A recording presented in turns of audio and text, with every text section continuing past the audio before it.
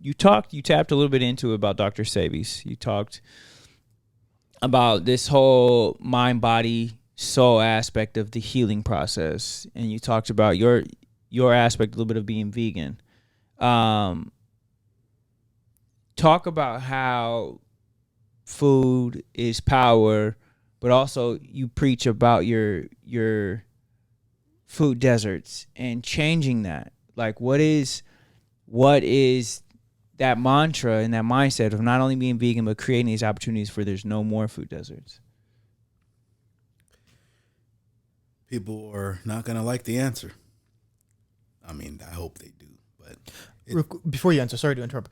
AJ, could you explain to people listening what a food desert is, maybe, for people who don't know? For those that don't understand what a food desert is where they don't have access to fresh produce, fruits and vegetables, and a lot of their stuff is shipped in to corner stores. So they get their bananas from a corner store, apples, whatever, that are highly processed, that are not healthy or well for them.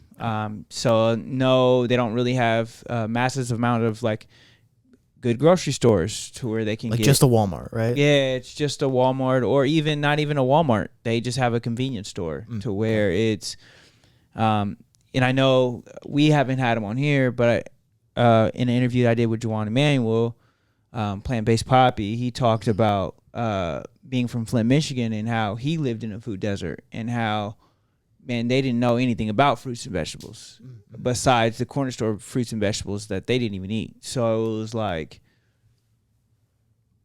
that is what a food desert is not being able to have access to fresh produce, fresh fruits and veggies that are actually good for you. All right, thank you. Yeah. Excuse me. It's about intentionality. Forgive me for getting emotional. It's about intentionality, because if you are being selfish and you were not focused on common unity, which they call community, common unity, I mean, there's a commonality that binds the people together, right? And neighborhood, right? To be someone's neighbor. I mean, that's a biblical principle in itself. When you say, I'm a neighbor is supposed to be a friend, acquaintance at the least, someone who's kind-hearted, sincere, genuine, respectful. We don't have that. And we call these neighborhood associations. And that associating with no friendship, you're not cultivating friendship. So when it comes to dealing with food sovereignty, that's the eradication of the food deserts. If people can recognize that the space that they see on sidewalks with grass or grassy lawns, that the Water Bureau is being destroyed, for lack of better terms, of the water being wasted on grass and not utilized for fresh and organic food to actually uplift that family economically, so then they don't have to go to the grocery store. They can actually have the food right there, just like at my home. I have a 200 square foot farm that then we can say, oh, hey, neighbor, friend, acquaintance, I have a kind gesture for you. It's food. Here you go. Yeah. Whether it be $1, $2, or whatever they want to pay some money, because we still have the United States dollar for now. For now. We can do that. But there'll be a time when that will be just as valuable as the gas in the tank and that vehicle that they drive, or that electric car that they may want to participate in investing in. Yeah. We are getting out of control, because there's going to be a time, if we're not careful, where individuals will come to, we already experienced it in COVID, so I'm not a conspiracy theorist or making stuff up. You're going to go to the grocery store and it's going to be locked. Yeah. You won't be able to go in. Whether you're African descent, with European descent, a transgender, a homosexual, a they, them, this, queer, two-spirit, they're going to say no. They're going to keep it for their employees or their family. That's what's going to end up happening. And so why not be self-sufficient? And back to the statement about Greater Idaho, self-sufficiency is kind of where they operate on. And they feel like people are superimposing on their values. Yeah. Now, granted, some of those people are racist, but yet self-sufficiency is the objective to what we're talking about. Don't get distracted because someone says the N-word. Do they have food to eat? Are they being self-sufficient? Is that a model you can use?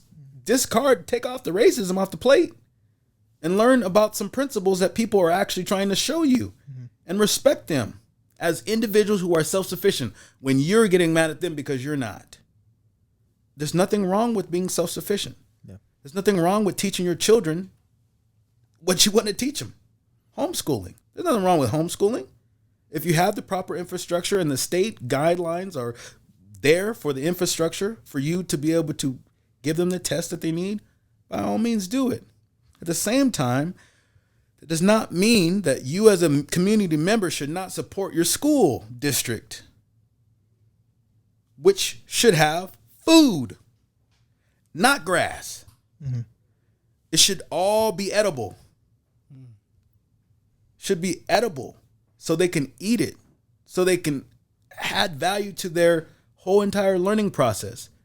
I work at Alisat Middle School and the students hate the food. They all hate the food. My mom would never make this. That's what they say. My dad would never make this. This is disgusting. Yeah. But this is all we got. That is horrible. Then you go to the foyer.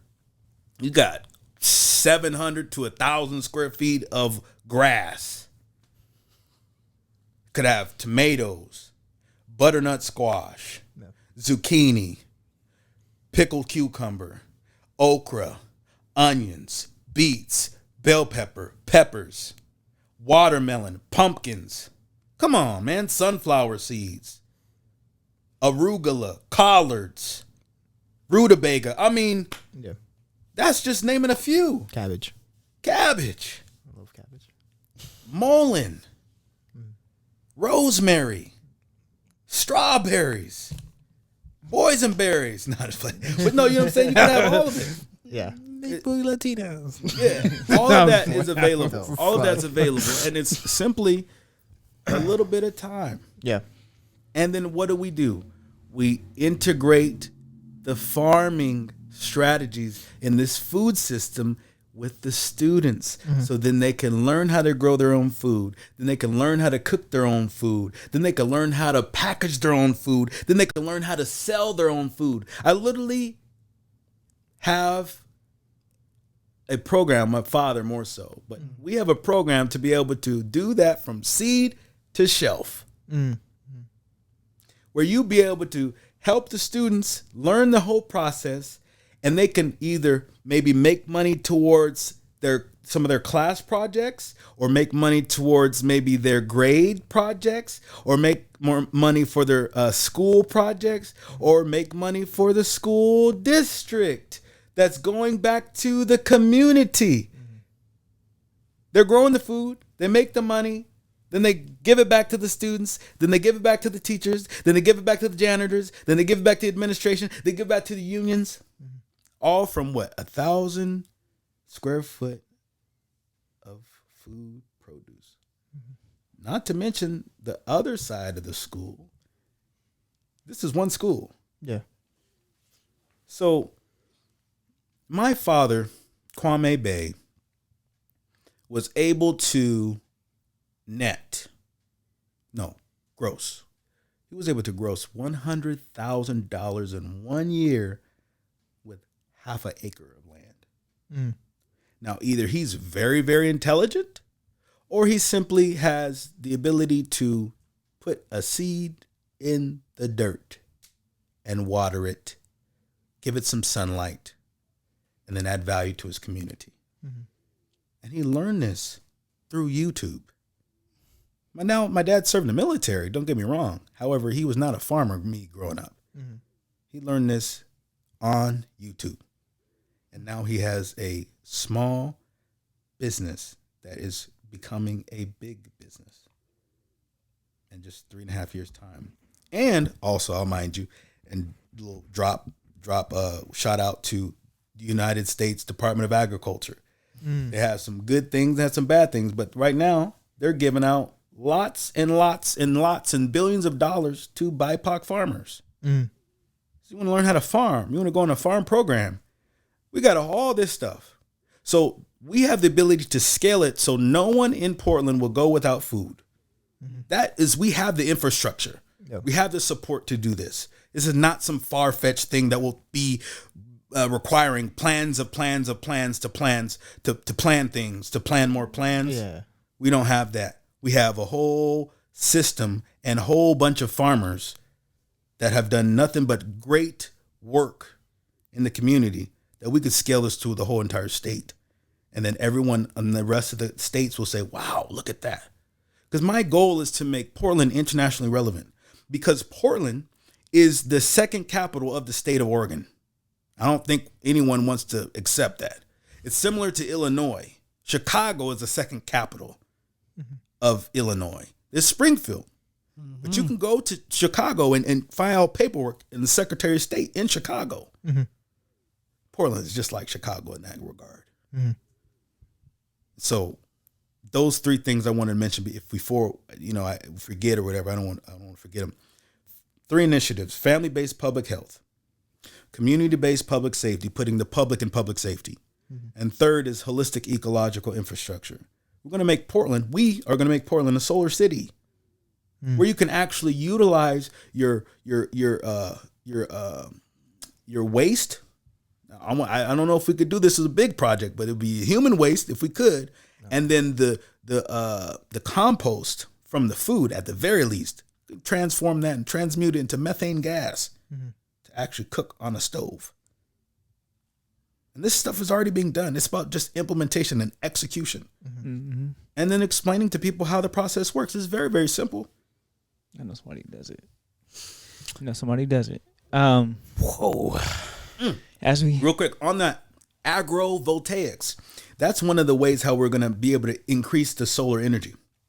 Agrovoltaics is high-level technology where you can there's several different forms of solar panels, but one goes like this with the sun all day long. Yeah. Super, super cool. And then you have plants under that.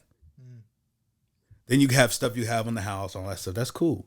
Then you have stuff that can float. Just like on Marine Drive on Columbia River, you can have stuff floating. Yeah. Solar panels floating on water, bro.